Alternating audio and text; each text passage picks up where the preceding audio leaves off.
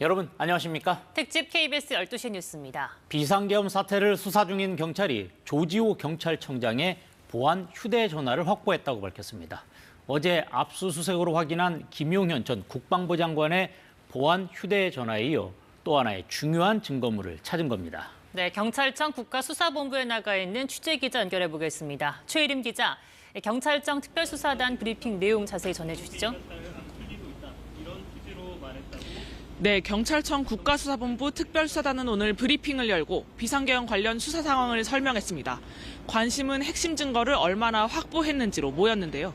경찰 특수단은 조지호 경찰청장이 사용했던 개인 휴대전화와 보안 휴대전화를 모두 확보했다고 밝혔습니다. 해당 휴대전화는 계엄 당일 윤석열 대통령과 조 청장이 6차례 통화하는 데 사용했던 것으로 확인됐습니다.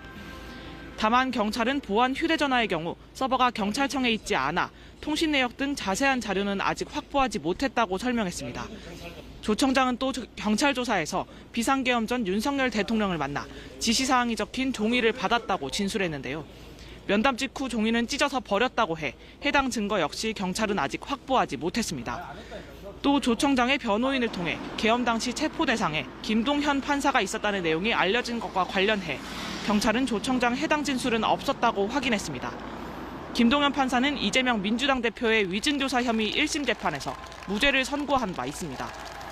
경찰 특수단은 두 청장과 김용현 전 국방부 장관, 윤석열 대통령이 만났던 안전가옥에 대한 압수수색은 아직 이뤄지지 않았다고 덧붙였습니다.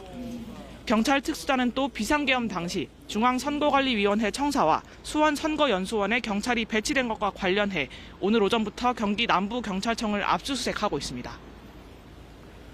윤석열 대통령 등 주요 피의자에 대한 조치도 언급했다고요?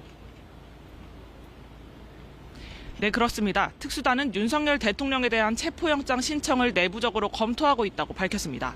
이와 함께 대통령 출석 요구도 검토 중인데 아직 요청하지는 않았다고 덧붙였습니다. 그제 불발된 대통령실 압수수색에 대해서는 발부받은 영장을 재집행할 수 있는지 확인하고 있다고 말했습니다. 계엄에 관여한 군 간부들에 대해선 아직 조사가 돼 있지 않고 출석 요구를 해놨다고 전했습니다. 경찰 특수단은 또 조규홍 보건복지부 장관 등 국무위원 4명에 대한 참고인 조사도 진행했는데 아직 피의자로 전환된 경우는 없다고 설명했습니다.